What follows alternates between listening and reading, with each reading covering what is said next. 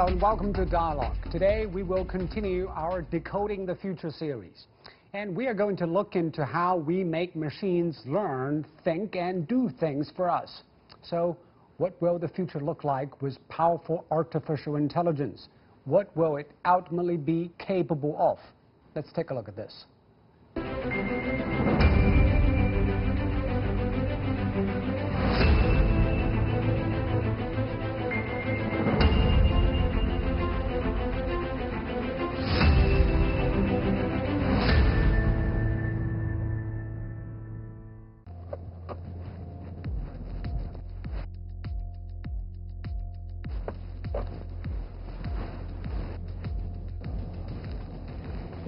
Hi, Lucy. Where should I park? Can humans talk with machines? This is the smartest company in China, according to MIT. Their secret is to let machines understand us.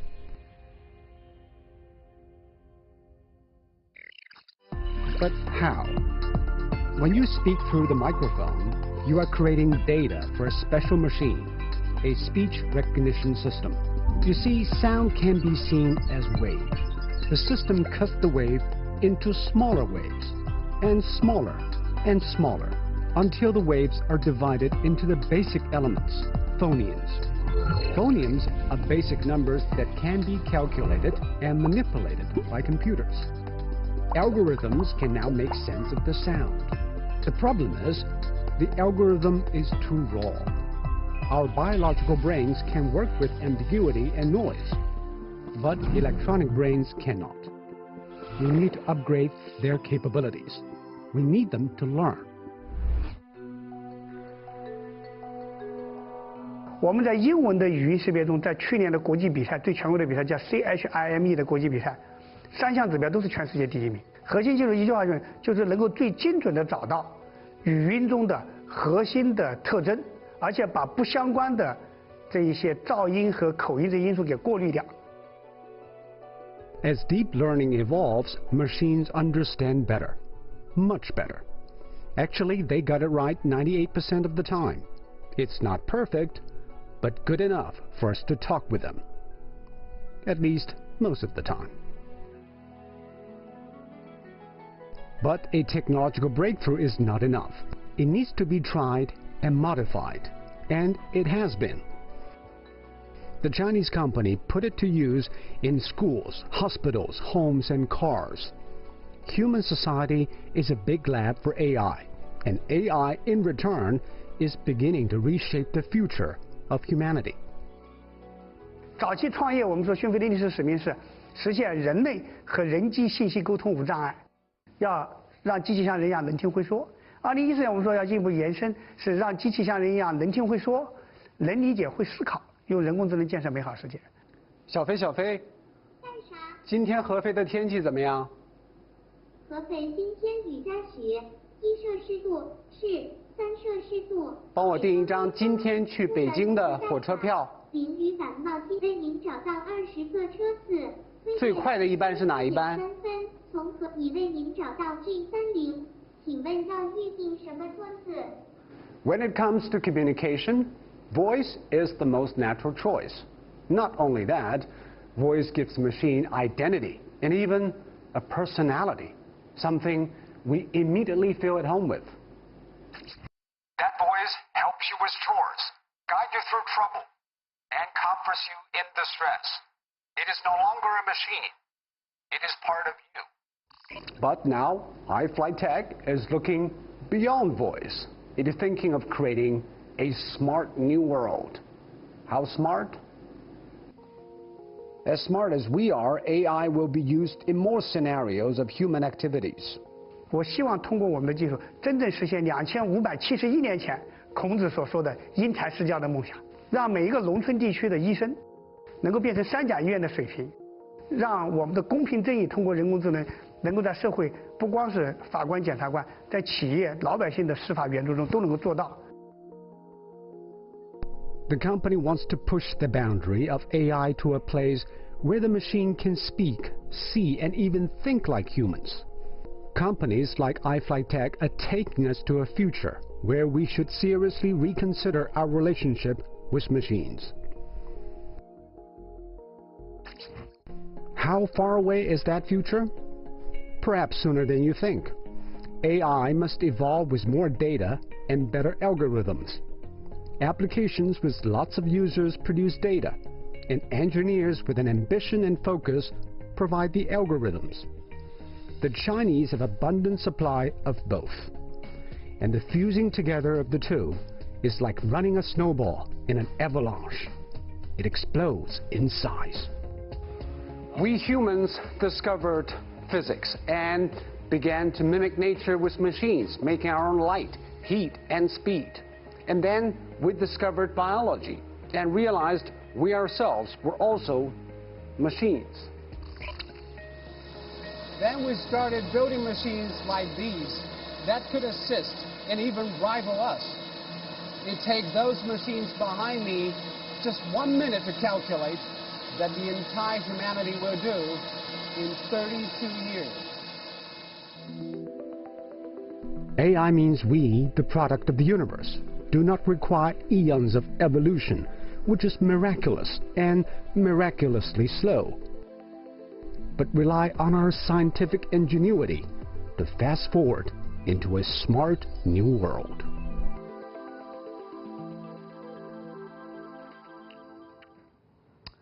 And to talk about the emerging AI industry and more, I'm happy to be joined from Hong Kong by Professor Yike Guo, Vice President of Hong Kong Baptist University, from Beijing by Professor Wang Feiyue, Director of the State Key Laboratory for Management and Control of Complex Systems in the Institute of Automation at the Chinese Academy of Sciences, and from Atlanta by Alan Gershenhorn, Chief Strategy Advisor of Darabot, a company which provides AI-powered robotic solutions for logistics.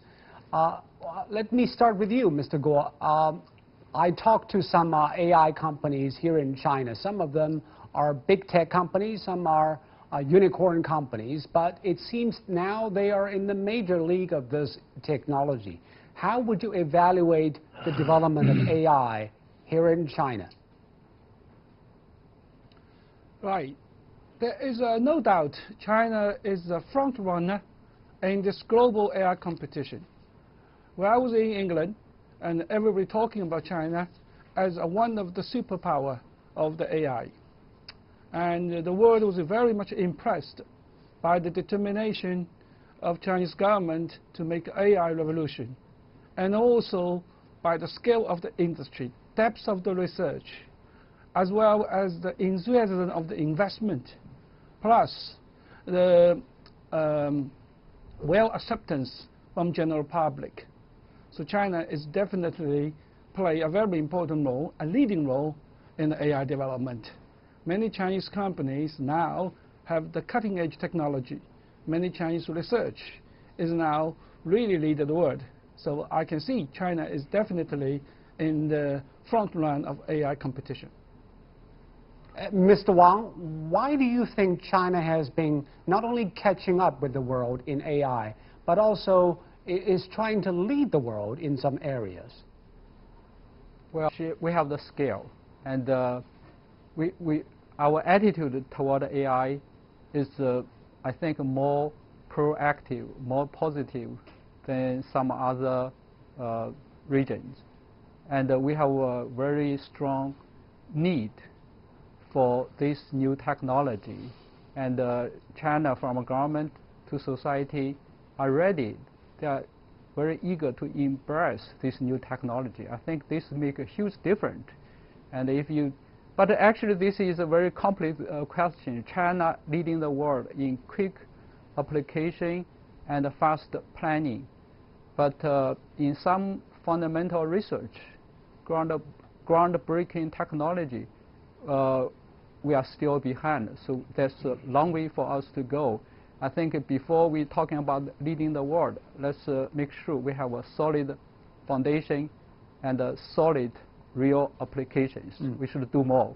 But to put that into context, historical context, Mr. Wang, yes. China was left in the dark when Industrial Revolution happened 100 and 200 years ago. And now, in the fourth industrial revolution, it seems China wants to take the reign of this new technology. What does it mean for the world and China? Well, the world come to today rely on industrial automation. To move to the next stage, we need knowledge automation. And China has a unique advantage and opportunity in this new age. We are behind in industrial revolution, but this new revolution is we are mining the so-called artificial world. So this we need big data, huge data, and China has advantage on that. We have more than 800 million people online.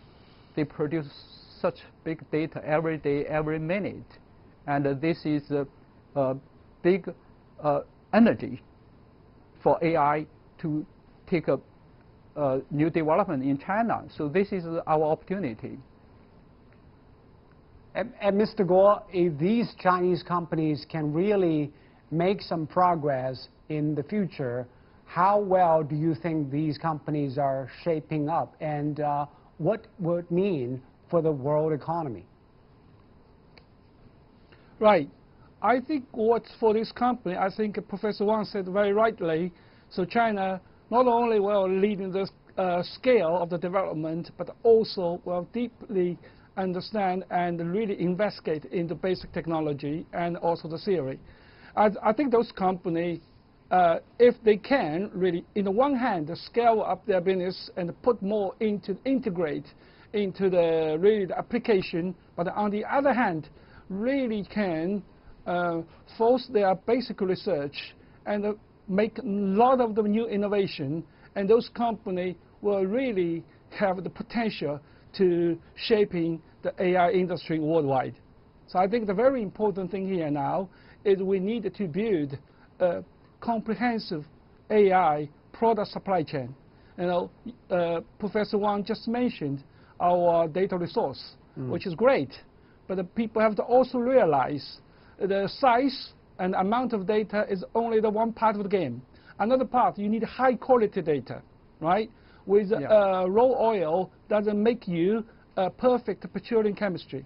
So therefore, what you have to do, you have to refine the oil. Same here. You need a really industry can really turn the data into quality information. That could be used for the machine learning to build up the models, build up the understanding. So very important thing is build up the AI product supply chain. Yeah, I think Professor Guai, and for this now for last few years, China is pushing up to develop an open source platform, so we can have a better infrastructure to develop a fast, large-scale algorithm, AI algorithm for data mining, for machine learning, and so on. And this is very important, and the whole society, from academic to government, realize that, and China is catching up on this. And this is very important. Obviously, there's not just China who is trying to make good use of this technology. America has been playing a leading role for the past decade in terms of developing AI. Alan, how different is the ecosystem of developing and applying AI in the world? Yeah, thanks, Owen. It's certainly a pleasure here to represent DoraBot today. You know, we don't think it should be viewed necessarily as a competition among countries. You know, we believe that we need more collaborations among the countries, among the companies, and certainly among my esteemed colleagues that are on the call today in academia.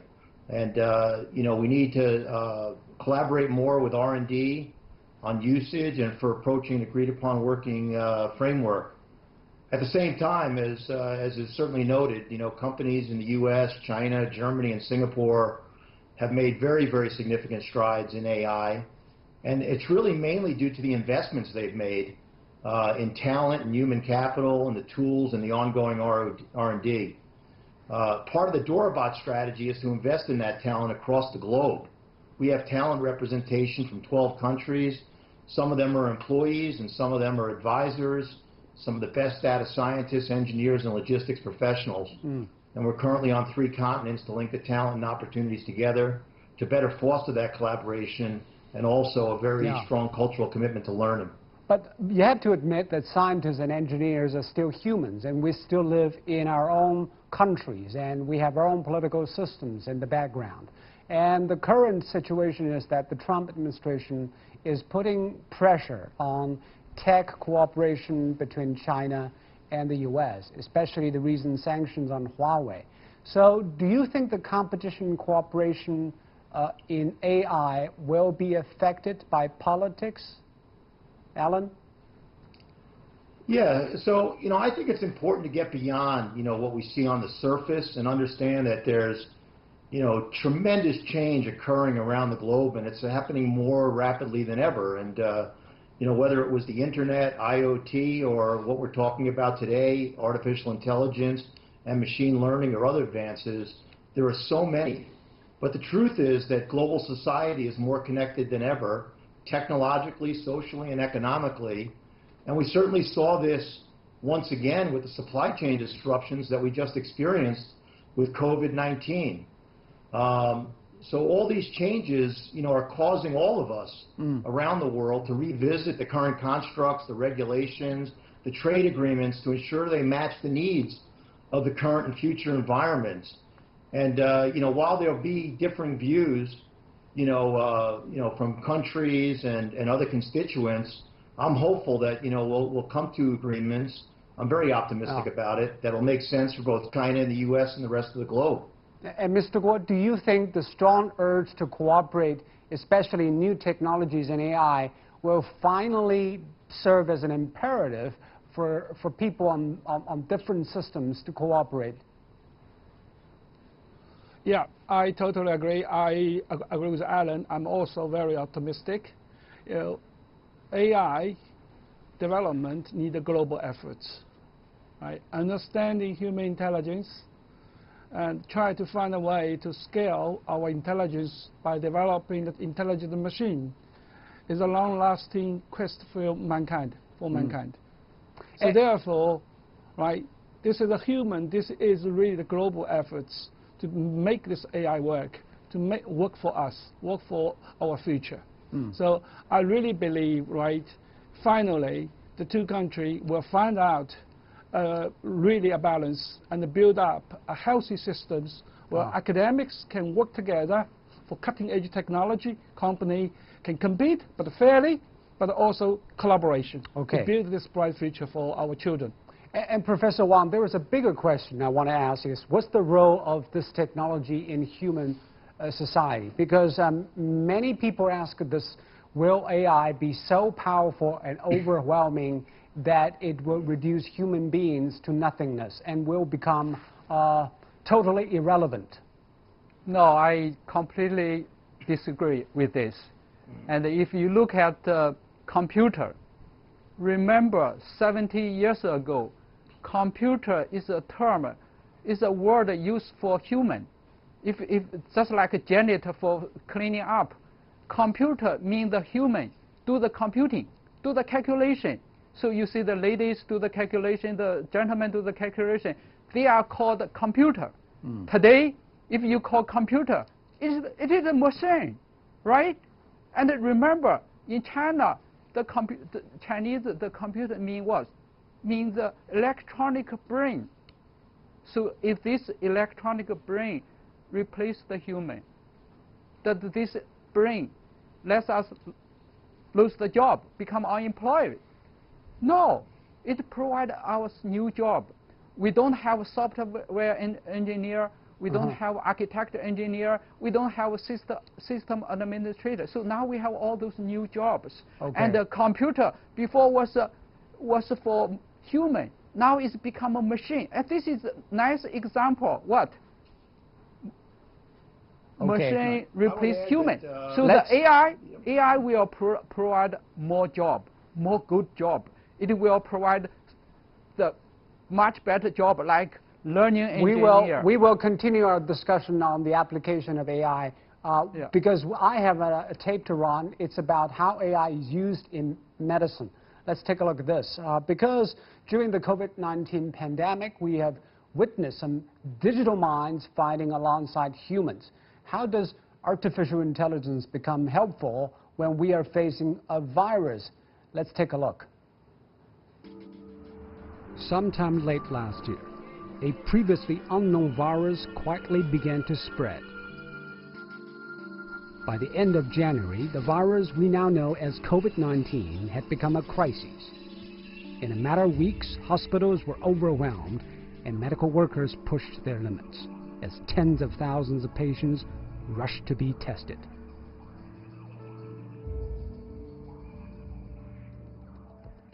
Despite our best efforts, it wasn't possible to confirm every new case in time. A new hope emerged when people turned to a new technology.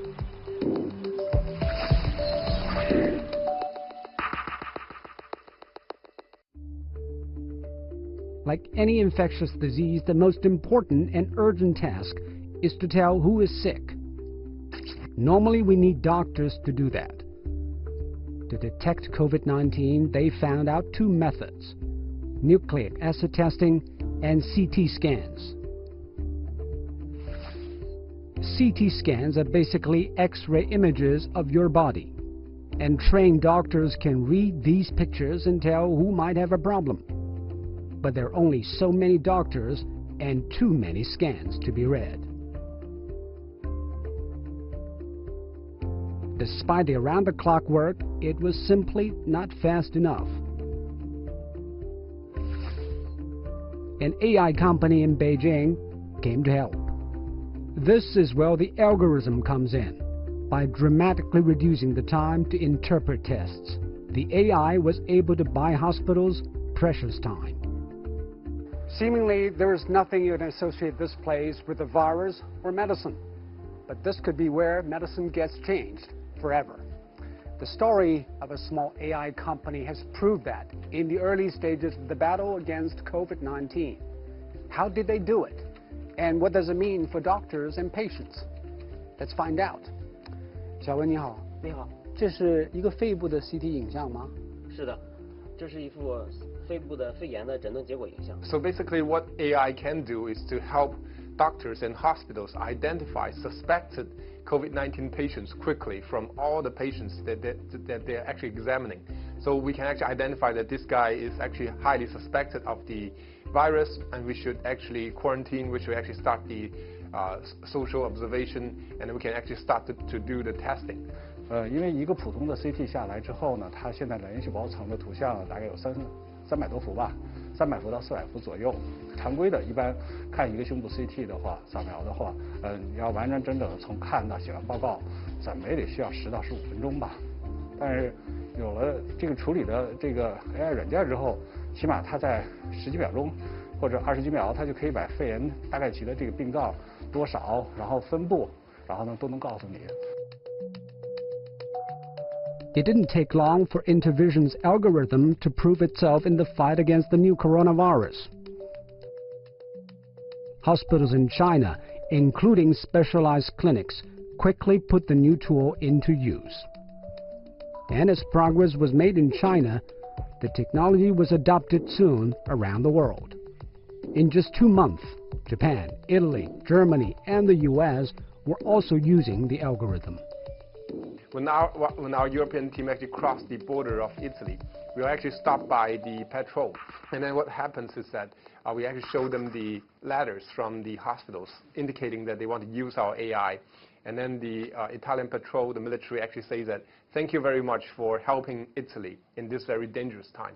So I think this is exactly how I think AI technology should be utilized, so that it can actually help to staunch the spread of the virus. And the technology itself can be spread even faster than the virus, so which I think is the greatest beauty of this technology.